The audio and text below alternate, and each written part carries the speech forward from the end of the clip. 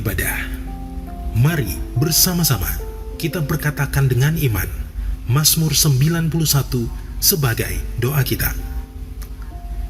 Dalam lindungan Allah, orang yang duduk dalam lindungan yang maha tinggi dan bermalam dalam naungan yang maha kuasa akan berkata kepada Tuhan, tempat perlindunganku dan kubu pertahananku, Allahku yang kupercayai. Sungguh, Dialah yang akan melepaskan engkau dari jerat penangkap burung, dari penyakit sampar yang busuk. Dengan kepaknya Ia akan menudungi engkau. Di bawah sayapnya engkau akan berlindung. Kesetiaannya ialah perisai dan pagar tembok. Engkau tak usah takut terhadap kedahsyatan malam, terhadap panah yang terbang di waktu siang, terhadap penyakit sampar yang berjalan di dalam gelap, terhadap penyakit menular yang mengamuk di waktu petang. Walau 1.000 orang rebah di sisimu dan 10.000 di sebelah kananmu, tetapi itu tidak akan menimpamu. Engkau hanya menontonnya dengan matamu sendiri dan melihat pembalasan terhadap orang-orang fasik. Sebab Tuhan ialah tempat perlindunganmu, yang maha tinggi telah kau buat tempat perteduhanmu. Malapetaka tidak akan menimpa kamu, dan tulah tidak akan mendekat kepada kemahmu. Sebab malaikat-malaikatnya akan diperintahkannya kepadamu untuk menjaga engkau di segala jalanmu. Mereka akan menatang engkau di atas tangannya, supaya kakimu jangan terantuk kepada batu. Singa dan ular tedung akan kau langkahi. Engkau akan menginjak anak singa dan ular naga. Sungguh, hatinya melekat kepadaku, maka aku akan meluputkannya. Aku akan membentenginya, sebab ia mengenal namaku. Bila ia berseru kepadaku, aku akan menjawab. Aku akan menyertai dia dalam kesesakan. Aku akan meluputkannya dan memuliakannya. Dengan panjang umur akan kukenyangkan dia, dan akan kuperlihatkan kepadanya keselamatan daripadaku. Puji nama Tuhan, selamat hari Minggu Bapak Ibu Saudara. Boleh kasih tepuk tangan yang terbaik buat Tuhan Allah kita. Kita akan sama-sama memuji Tuhan yang besar. Yang setuju katakan amin. Haleluya. Boleh sambil tepuk tangan buat Tuhan Yesus Bapak Ibu Saudara.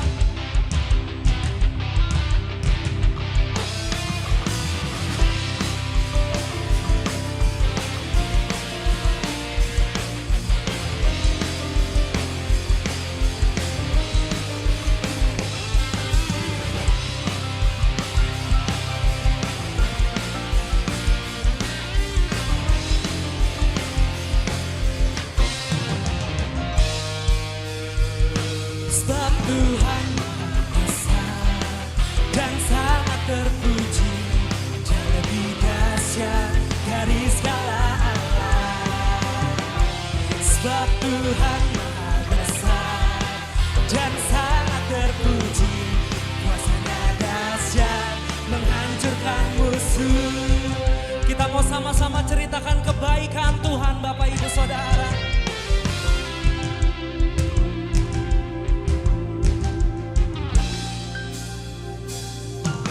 Ceritakanlah kemuliaan-Nya di antara segala bangsa, dan perbuatan-Nya yang sungguh ajaib di antara suku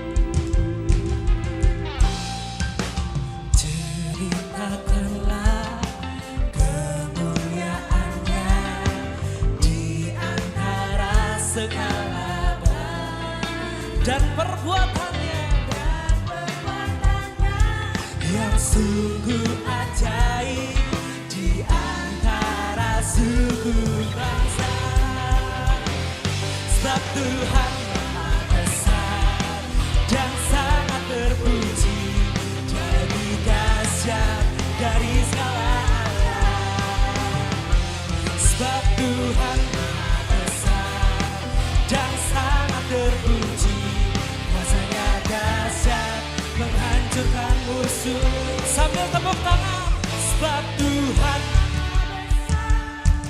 dan sangat terpuji, Dia lebih dahsyat dari segala Allah. Sebab Tuhan Maha besar dan sangat terpuji, kuasanya dahsyat menghancurkan musuh. Sebab Tuhan Maha besar dan sangat terpuji, Dia lebih dahsyat dari segala Allah.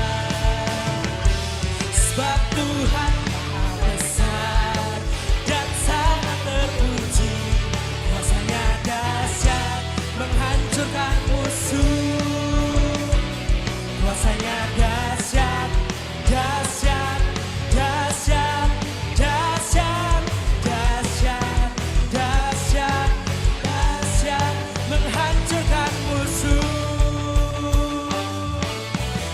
Yang setuju Tuhan kita dahsyat, katakan amin.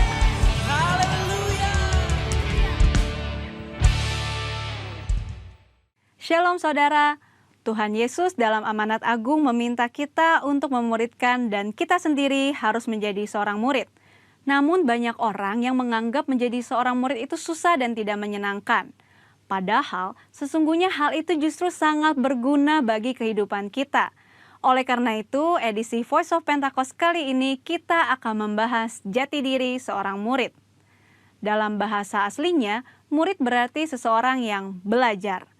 Dalam Alkitab, memuridkan adalah cara untuk memperluas kerajaan Allah.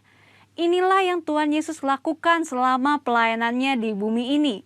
Ia mengajar dan melatih murid-muridnya untuk pada akhirnya diutus menjadi saksi. Dalam kitab para rasul, kita menemukan bahwa para rasul melakukan hal yang sama dengan apa yang Tuhan Yesus lakukan. Sehingga jumlah murid semakin bertambah di seluruh dunia sampai sekarang. Tentunya, hal ini tidak berarti semua orang percaya harus menjadi guru atau pengkhotbah. Namun sebagai murid, kita harus menjadi saksi melalui seluruh aspek kehidupan kita. Sebuah penelitian yang dilakukan oleh Russell McCann dan Marcia Webb pada tahun 2012 menunjukkan bahwa orang yang rajin membaca dan merenungkan firman Tuhan cenderung lebih setia kepada Yesus dan kuat dalam menghadapi tantangan. Hal ini sesuai dengan firman Tuhan yang berkata bahwa iman timbul dari pendengaran akan firman Tuhan. Itulah sebabnya kita harus lebih banyak membaca dan merenungkan firman Tuhan, agar pola pikir dan iman kita lebih kuat dalam menghadapi tantangan dan pergumulan hidup kita. Selain itu, kita juga dihadapkan dengan bahaya pengajaran sesat. Pengajaran sesat merupakan pola serangan iblis sejak di Taman Eden hingga akhir zaman. Karena iblis adalah bapa pendusta dan metodenya adalah dengan tipu muslihat. Untuk menghadapi tipu muslihat iblis adalah dengan pedang roh, yaitu firman Tuhan. Namun ada orang-orang Kristen yang tidak terlalu suka dengan pengajaran karena dianggap sebagai sesuatu yang rumit dan membosankan. Akibatnya, ada orang Kristen yang menganggap pengalaman rohani lebih penting daripada pengajaran. Mari kita renungkan ilustrasi ini. Mana yang Anda pilih? Melihat laut dari tepi pantai atau melalui sebuah peta? Berada di tepi pantai dan melihat laut secara langsung tentu memiliki kesan yang menyenangkan dibandingkan saat kita melihatnya melalui sebuah kertas yang terasa membosankan. Pengalaman rohani sama seperti melihat laut secara langsung dari tepi pantai, pasti lebih menyenangkan. Namun dengan menggunakan peta, kita dapat menyeberangi lautan dan peta dibuat berdasarkan pengalaman banyak orang. Pengajaran sama seperti peta, sepertinya membosankan, tetapi pengajaran disusun oleh orang-orang yang sudah mengalami banyak pengalaman rohani. Dan pengajaran memberikan perspektif yang lebih luas dibandingkan pengalaman rohani kita secara pribadi. Jadi, pengalaman rohani dan pengajaran sama pentingnya. Asumsi lainnya adalah menganggap pengajaran sebagai sumber perpecahan gereja. Namun, tidak semua perpecahan adalah sesuatu yang buruk, terutama ketika berhadapan dengan pengajaran yang bertentangan dengan Alkitab. Albert Mohler menggunakan istilah theological triage, yaitu metode untuk menentukan tingkat kekritisan sebuah pengajaran. Tingkat pertama, Yang paling kritis, yaitu pengajaran dasar yang mempengaruhi keselamatan seseorang, yaitu pengajaran mengenai Alkitab adalah firman Tuhan, ketritunggalan Allah, ketuhanan Yesus, karya penebusan, keselamatan karena kasih karunia melalui iman hanya kepada Yesus Kristus. Pada tingkatan ini, maka perbedaan pengajaran sekecil apapun tidak dapat ditoleransi, sehingga penolakan dan perpecahan dapat diterima, bahkan mungkin harus terjadi dan tidak dapat dihindari. Tingkat kedua adalah pengajaran yang tidak mempengaruhi keselamatan, namun berpotensi memisahkan gereja. Contohnya, pengajaran mengenai kepastian keselamatan, metode baptisan air, serta baptisan dan karunia Roh Kudus. Mungkin saja kita memiliki doktrin yang berbeda dengan gereja non-Pentakosta, namun kita tidak dapat mengatakan bahwa mereka tidak diselamatkan selama mereka percaya kepada Yesus Kristus sebagai Tuhan dan Juru Selamat. Tingkat ketiga, pengajaran yang berbeda namun tidak esensial untuk memisahkan gereja, seperti pengajaran mengenai urutan peristiwa Second Coming dan akhir zaman. Tanpa mengenali tingkat kekritisan pengajaran ini, maka kemungkinannya perbedaan pengajaran sekecil apapun dapat mengakibatkan perpecahan. Di sisi lain, terjadi kompromi yang berbahaya ketika pengajaran yang bertolak belakang diterima di dalam gereja. Lalu, apa langkah praktis yang harus kita lakukan untuk menjadi seorang murid yang sejati? Mulailah dengan membaca Alkitab setiap hari, mendengarkan khotbah dan pengajaran yang sehat dari gereja, serta mengikuti kelas-kelas pengajaran KOM di gereja kita. Ingat, seorang murid itu belajar. Belajar adalah sebuah usaha yang memerlukan ketekunan. Tuhan menegur bahkan mengutuk orang yang malas, baik yang malas bekerja maupun yang malas belajar. Marilah kita bertekun dalam pengajaran, dan Tuhan berjanji akan mempertajam telinga kita sebagai seorang murid. Maranatha, Tuhan Yesus memberkati.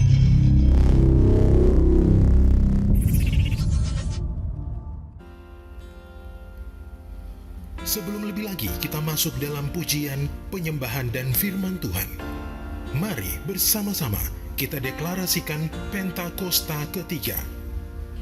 Pentakosta ketiga adalah pencurahan Roh Kudus yang dahsyat di zaman now, melebihi yang terjadi di Azusa Street. Pentakosta ketiga akan mengakibatkan penuaian jiwa yang terbesar dan terakhir sebelum Tuhan Yesus datang kembali.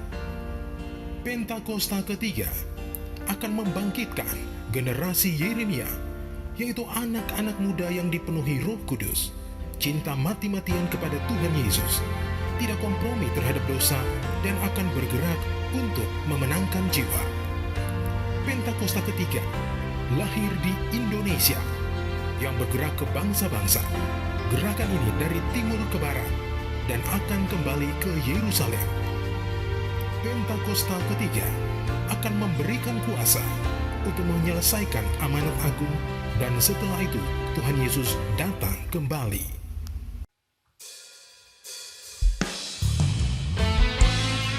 Engkau Tuhan yang kami muliakan Tuhan, Engkau yang kami agungkan ya Bapa, sebab nama-Mu yang layak disembah ya Tuhan.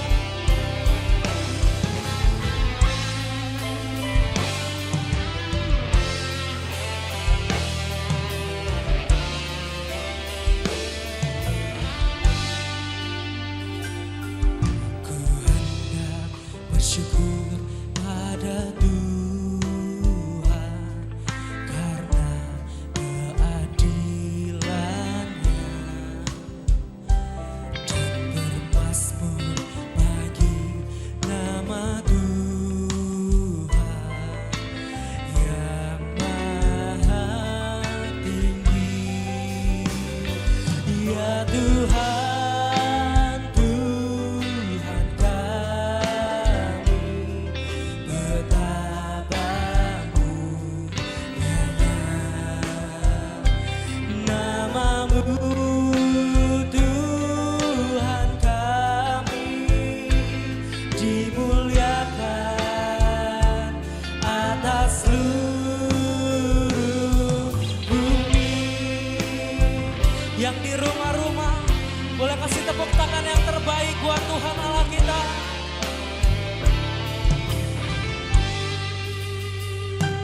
Aku hendak bersyukur pada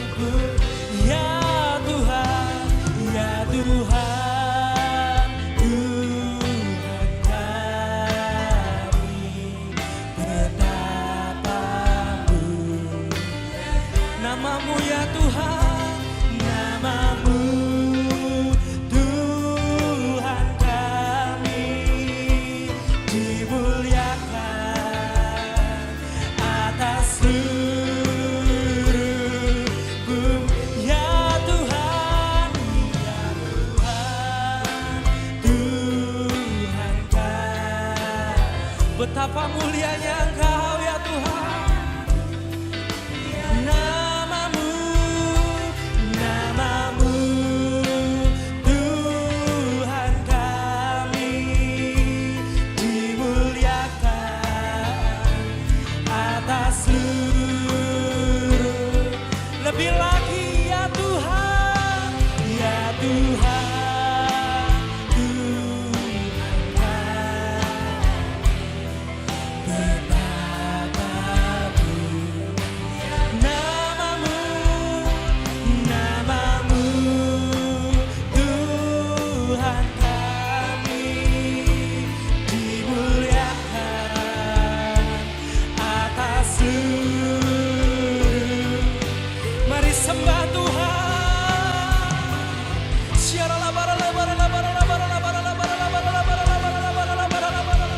Kami sembah Engkau Tuhan, kami sembah Engkau ya Tuhan.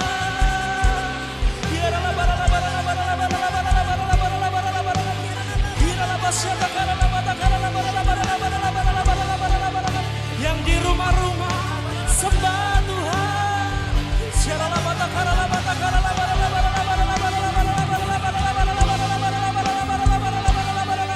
Mulai berdoa dalam roh Bapak Ibu Saudara, berdoa dalam roh.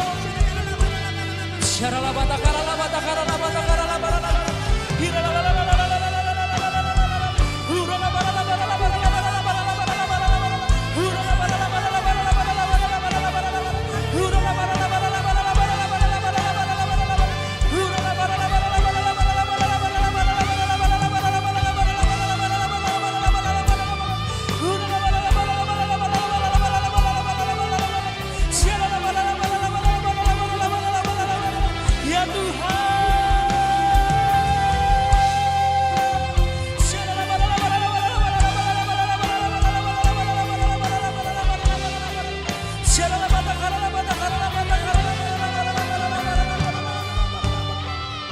Mari sambil angkat tangan tinggi. Ya Tuhan, Tuhan kami, betapa mulia namamu, namamu Tuhan kami dimuliakan atas seluruh. Saudara dengan singer katakan, ya Tuhan.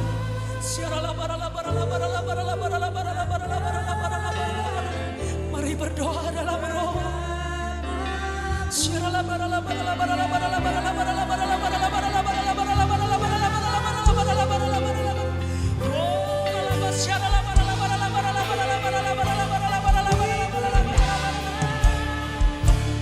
Atas sambil angkat tangan tinggi Bapak Ibu Saudara.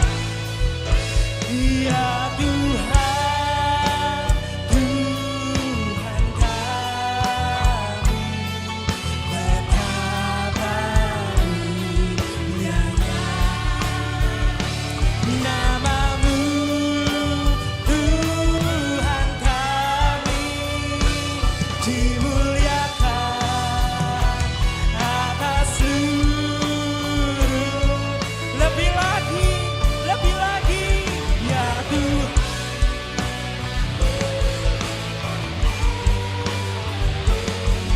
Betapa mulianya namamu, Tuhan kami dimuliakan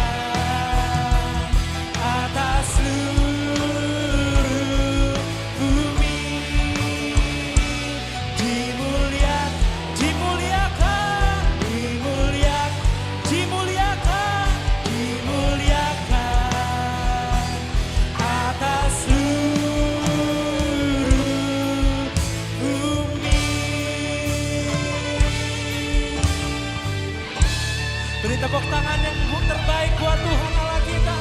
Sorakan haleluya.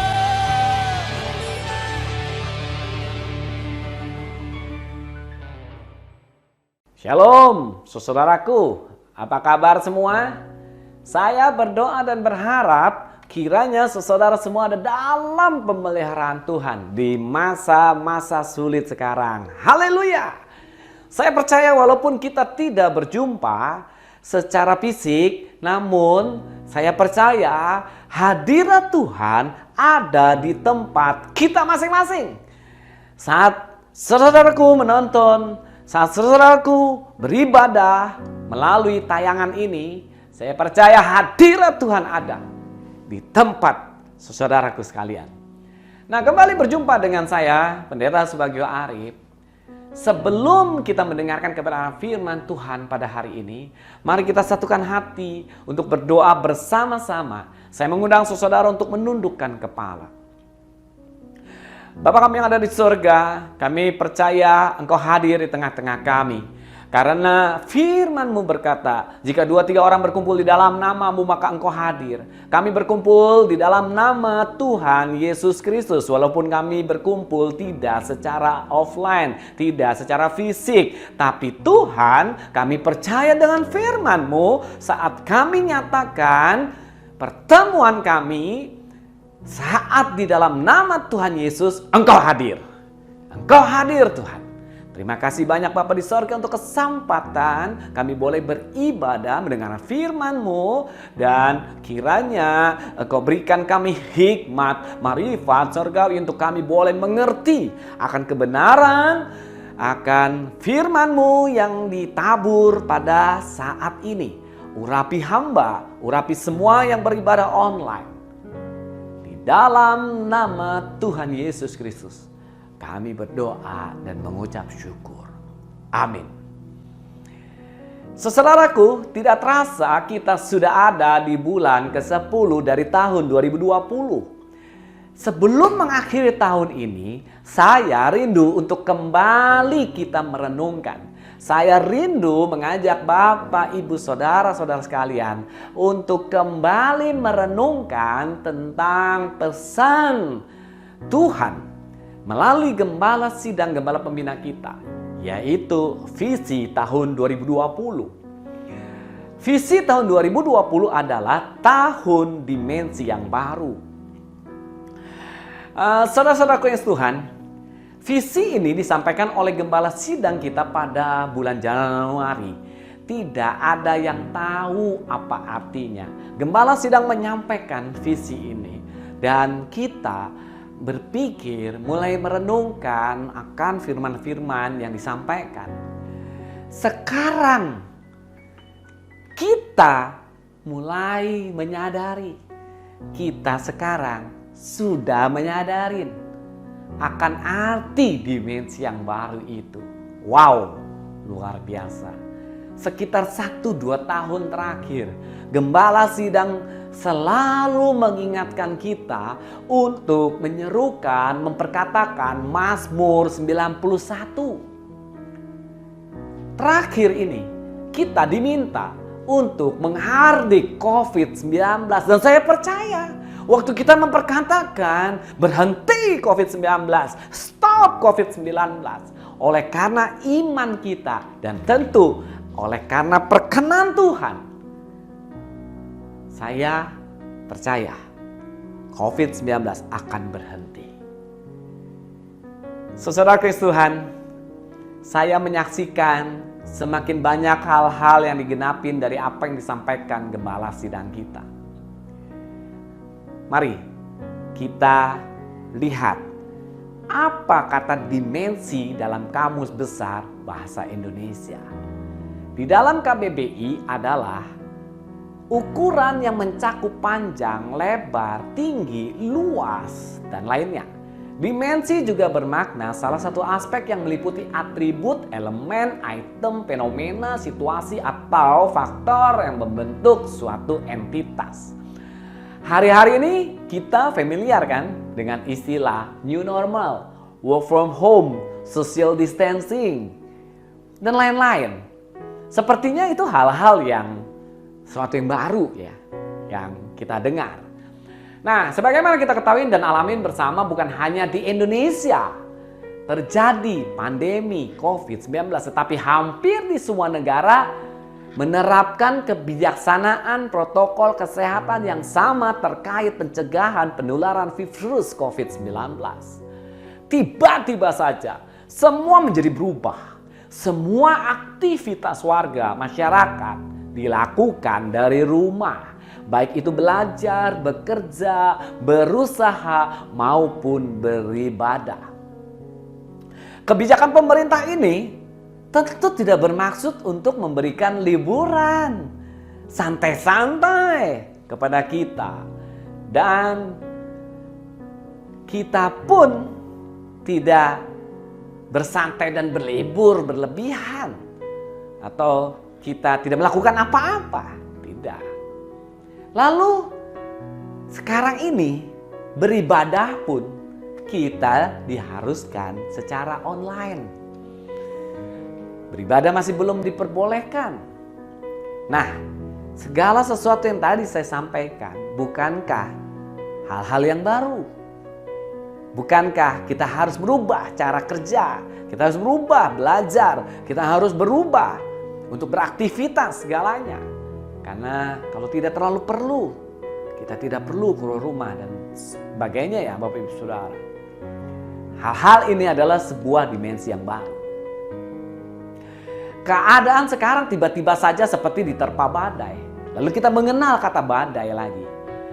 Badai dianalogikan sebagai suatu peristiwa atau kejadian yang tidak mengenakan, tidak terduga, dan tidak diharapkan untuk terjadi.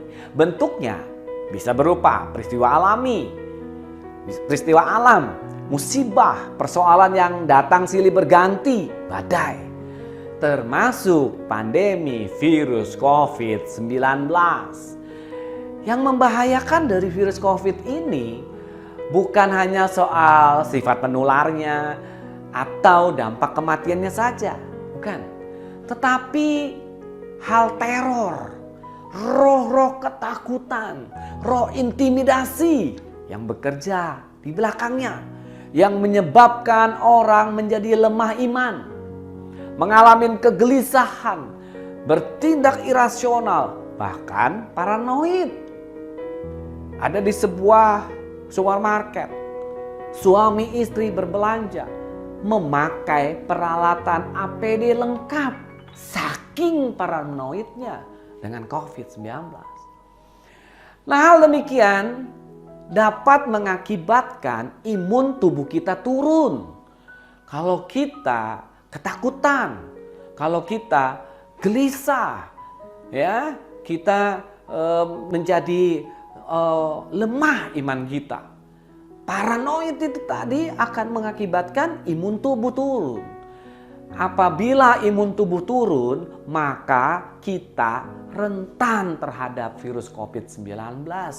Saudaraku, hal-hal yang baru ini, keadaan semua ini, jika tidak kita waspadai, jangan-jangan saat Tuhan datang untuk yang kedua kali, kita kedapatan tidak siap.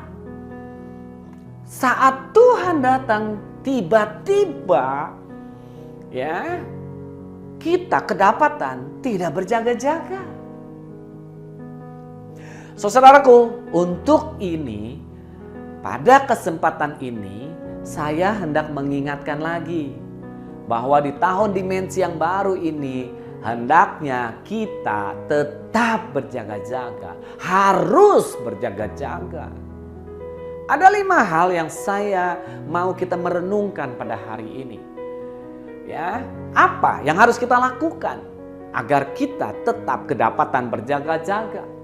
Saudara Kristus Tuhan, yang pertama adalah jangan kehilangan kasih yang mula-mula. Sekali lagi, jangan kehilangan kasih yang mula-mula. Situasi yang sedang terjadi mungkin sudah sampai pada satu tahapan di mana kita bertanya-tanya kepada Tuhan. Sampai kapan ya Tuhan? Sampai kapan ini terjadi? Sampai kapan berakhir? Keadaan seakan tidak jelas. Ada pembatasan ruang gerak. Kerja dan usaha jadi terbatas. Sedangkan tuntutan kebutuhan hidup jalan terus. Banyak orang mulai menjerit. PHK terjadi. Penghasilan menjadi berkurang. Keadaan semakin tidak bertambah baik. Mungkin keadaan semakin tambah kacau. Namun, saudaraku, jangan sampai kita kehilangan kasih yang mula-mula kepada Tuhan. Jangan sampai kita kecewa dengan keadaan, terlebih kepada Tuhan. Jangan, saudaraku. Hari-hari ini kita memang diperhadapkan kepada ujian iman kita. Tentu setiap orang akan mengalami ujian. Nah, saya percaya untuk kita masuk kepada kerajaan sorga tidak mudah. Maka itu Bapak Ibu Saudara, jangan kecewa dengan keadaan apapun saat ini yang kau hadapi. Jangan. Yang kedua, perkuat mezbah keluarga. Mezbah keluarga adalah mezbah yang dibangun dalam satu rumah tangga, suami, istri, dan anak-anak. Di awal tadi saya sudah menyampaikan, di tahun dimensi yang baru, di zaman new normal ini, semua dikembalikan ke rumah tangga. Sehingga sebenarnya saat ini rumah tangga sedang dibentuk oleh Tuhan. Jika ada orang tua yang belum percaya di dalam sebuah rumah tangga, bisa juga dilaksanakan oleh anak-anak yang sudah percaya kepada Kristus. Di dalam mezbah keluarga ada doa, pujian, dan penyembahan. Ada pembacaan firman, ada sharing firman. Nah, kegiatan ini jika dilakukan bersama-sama, unity, siang dan malam, yang tentunya akan mendatangkan hadirat Tuhan, urapan dan tuntunan Tuhan. Dengan memperkuat mezbah keluarga, saudaraku, engkau akan membangun iman dan kerohanian keluargamu. Kita akan terus disegarkan dan tidak menjadi lemah. Apalagi di tengah situasi yang tidak memungkinkan untuk beribadah bersama-sama di gereja. Tentu hal ini, kegiatan ini sangat baik, bermanfaat, berfaedah. Jadi membangun mezbah keluarga itu akan menjadi memperkokoh anggota keluarga, saling mendoakan, saling meneguhkan. Di situ akan ada saling menguatkan. Saya percaya iman dan kerohanian seluruh anggota keluarga akan menjadi kuat. Ada kuasa Roh Kudus yang bekerja. Kalau kuasa Roh Kudus bekerja, hadirat Tuhan kuat, maka roh orang akan dibangkitkan, dibangun. Dan saya percaya tidak akan keluarga itu, anggota keluarga itu, tidak akan dikuasai oleh ketakutan. Saya percaya jika keluarga ini kuat, anggota keluarga kuat, maka pasti rindu untuk berdoa bagi orang lain. Di dalam mezbah keluarga, pembacaan Mazmur 91 pun dilakukan secara bergantian atau bersama-sama, diaminkan, diimani di mezbah keluarga. Dan apa yang diperkatakan, yang dipercayai, saya percaya akan terjadi dalam nama Yesus.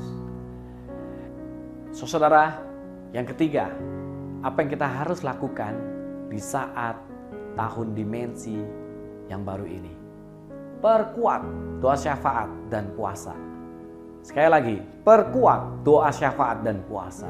1 Timotius 2 ayat 1-4. Pertama-tama aku menasehatkan, naikkanlah permohonan, doa syafaat dan ucapan syukur untuk semua orang, untuk raja-raja dan untuk semua pembesar, agar kita dapat hidup tenang dan tentram dalam segala kesalehan dan kehormatan. Itulah yang baik dan yang berkenan kepada Allah, juru selamat kita, yang menghendaki supaya semua orang diselamatkan dan memperoleh pengetahuan akan kebenaran. Doa syafaat tentunya bisa dilakukan juga dari rumah, saudara. Firman Tuhan memerintahkan kita untuk menjadi pensyafaat bagi para pemimpin, bangsa, dan bagi semua orang. Bukan kebetulan jika kita menghabiskan banyak waktu di rumah. Artinya kita punya banyak waktu berdoa. Matikan televisi, singkirkan sementara gadget Anda. Beri waktu untuk masuk dalam doa syafaat. Bangsa kita memerlukan doa kita, saudara. Ini adalah wake up call, membangunkan kembali. Kita berdoa agar Tuhan memberikan hikmat dan jalan keluar dalam menangani penyebaran virus COVID-19 serta ancaman resesi ekonomi global ini. Doakan para penderita virus COVID-19 agar dijamah dan disembuhkan Tuhan. Berdoa untuk tim medis agar tim medis diberikan kekuatan dan perlindungan di dalam menjalankan tugas pelayanan, saudaraku. Doakan agar tidak ada jiwa yang mati sia-sia tanpa mengenal Tuhan Yesus. Gembala sidang pembina kita mengajak kita semua masuk dalam doa puasa kembali sejak 1 Oktober lalu sampai 31 Oktober nanti. Mari saudara ikut di dalam doa syafaat dan puasa. Bagaimana berpuasanya diserahkan kepada masing-masing. Yang keempat, apa yang kita harus lakukan di saat masa tahun dimensi yang baru ini?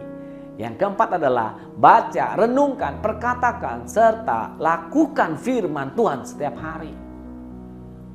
Baca, renungkan, perkatakan, serta melakukan firman Tuhan setiap hari. Di dalam Yosua 1 ayat 8 katakan gini, janganlah engkau lupa memperkatakan kitab Taurat ini, tetapi renungkanlah itu siang dan malam, supaya engkau bertindak hati-hati sesuai dengan segala yang tertulis di dalamnya. Sebab dengan demikian perjalananmu akan berhasil dan engkau akan beruntung. Ada sebuah pernyataan perintah dari Tuhan, yaitu memperkatakan kitab Taurat, merenungkan siang dan malam, lalu bertindaklah hati-hati sesuai dengan firman itu. Dengan disiplin, dengan kemauan yang kuat untuk membaca, mempelajari Alkitab setiap hari, saya percaya saudara bisa mengerjakannya. Kita memiliki bekal yang kuat untuk percaya, saudara. Jika kita membaca firman Tuhan, merenungkan, memperkatakan, sehingga iman tumbuh dari perkataan firman Tuhan. Seperti tubuh jasmani kita, maka tubuh rohani kita juga perlu makanan. Dan makanan atas tubuh rohani kita adalah firman Tuhan. Tidak hanya itu, kita juga harus memperkatakan terutama janji-janji Tuhan hari-hari ini. Di dalam 2 Korintus 4 ayat 13 katakan, namun karena kami memiliki roh iman yang sama seperti ada tertulis, aku percaya sebab itu aku berkata-kata. Maka kami juga percaya dan sebab itu kami juga berkata-kata. Contoh menghardik COVID-19.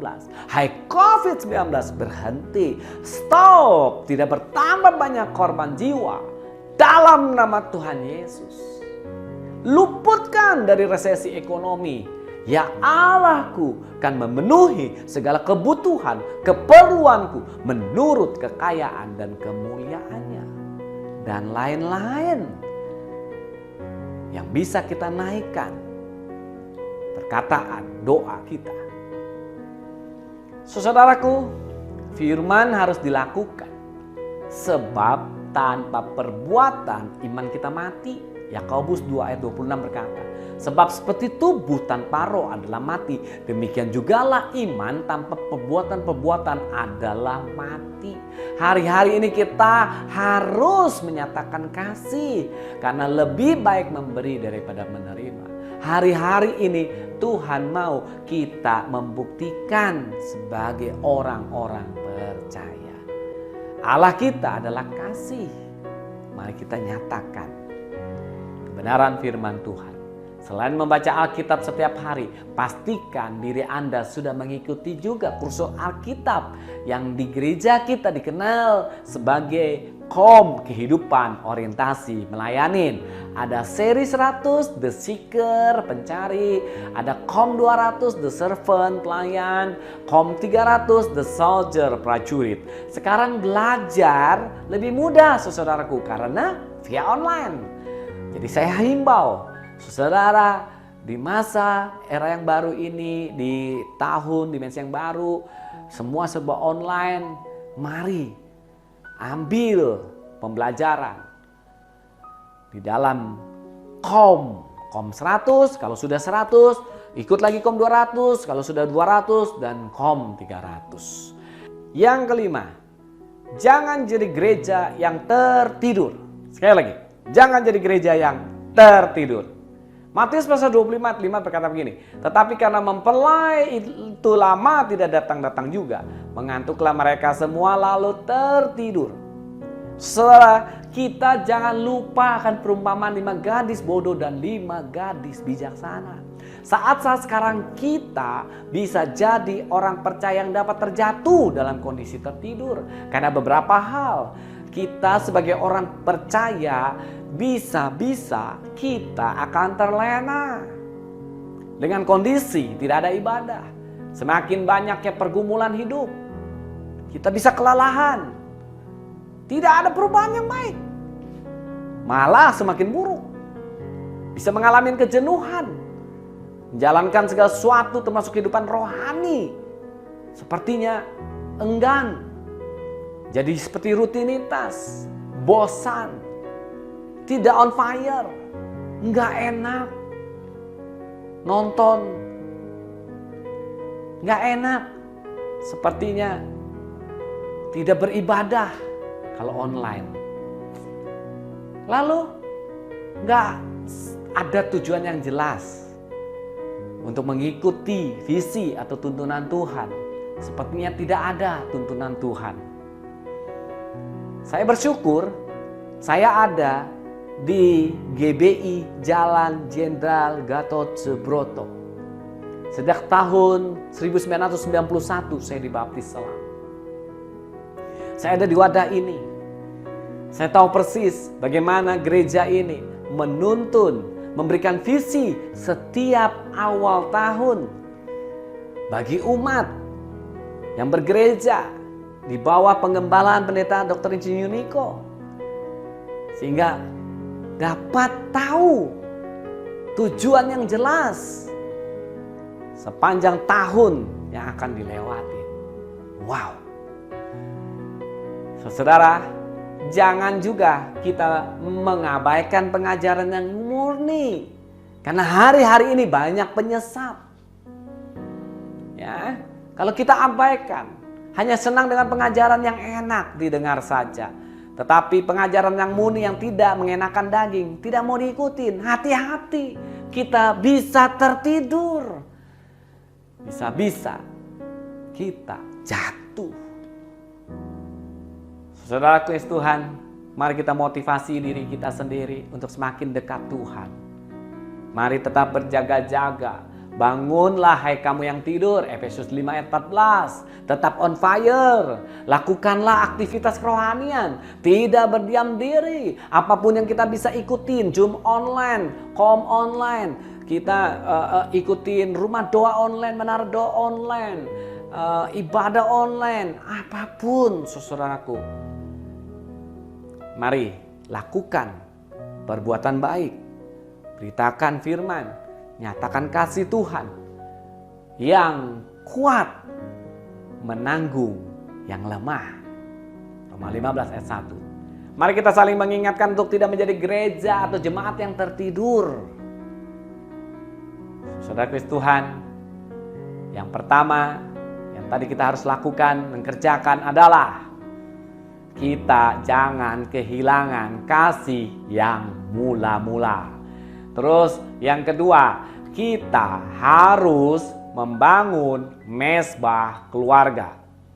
Yang ketiga, kita perkuat doa syafaat dan puasa. Yang keempat, kita harus lakukan, baca, renungkan, perkatakan firman Tuhan setiap hari. Yang kelima, yang terakhir, kita harus melakukan kegiatan aktivitas bergereja, kegiatan gereja. Jangan jadi gereja yang tertidur. Demikian firman Tuhan pada hari ini. Masukin tahun dimensi yang baru terakhir. Karena beberapa bulan lagi, 1-2 bulan lagi kita akan mengakhiri tahun 2020. Saya mengajak kita semua untuk tetap berjaga-jaga sampai Tuhan Yesus datang yang kedua kali. Mari kita tundukkan kepala. Saudaraku, terima kasih Bapa kami yang ada di surga. Sungguh kami bersyukur untuk pemberitaan firman pada hari ini. Hamba percaya bahwa Engkaulah yang memberikan kami hikmat marifat surgawi untuk kami mengerti akan kebenaran firman Tuhan pada hari ini. Tuhan Yesus, Engkaulah andalan kami di tahun dimensi yang baru. Engkau mengingatkan kami untuk terus berjaga-jaga melalui GBI Jalan Jenderal Gatot Subroto di bawah penggembalaan Pendeta Dr. Insinyur Niko. Kami bersyukur Tuhan karena tuntunan visi Tuhan jelas mengiring kami sepanjang tahun. Dan 2020 boleh kami akhiri dengan penuh sukacita oleh karena Tuhanlah yang menuntun kami. Terima kasih banyak Bapa di sorga atas pimpinan tuntunanmu. Di dalam nama Tuhan Yesus, Engkau menyembuhkan yang sakit, memberikan kekuatan bagi yang lemah, memberikan pengharapan bagi yang membutuhkan pengharapan, yang putus asa dibangkitkan. Tuhan, Engkau memberikan jalan keluar bagi yang berdoa. Terima kasih banyak Bapa di sorga. Kau akan berkarya lebih lagi di dalam kehidupan kami. Mari pakai kami menjadi alat-Mu. Di dalam nama Tuhan Yesus, kami sudah berdoa dan mengucap syukur. Haleluya. Semua yang percaya bersama-sama kita katakan amin. Shalom. Tuhan Yesus memberkati. Berakhirlah sudah ibadah online kita pada hari ini. Saudara Kristus Tuhan, mari angkat tanganmu, buka hatimu dengan iman percaya. Terimalah berkat Tuhan. Terimalah berkat Tuhan, damai sejahtera dan sukacita yang berlimpah-limpah dari Allah Bapa di surga di dalam kasih karunia Anak yang tunggal, Tuhan kita Yesus Kristus, persekutuan penghiburan yang manis bersama Roh Kudus, biarlah menyertai kita semua saat ini dan sampai Tuhan Yesus menjemput kita di awan-awan dan sampai kekal selama-lamanya. Apapun yang kau kerjakan, Tuhan buat berhasil dan beruntung jika kau memperkatakan, merenungkan, serta melakukan firman Tuhan. Dalam nama Tuhan Yesus, yang percaya diberkati Tuhan bersama katakan amin. Shalom, Tuhan Yesus memberkati.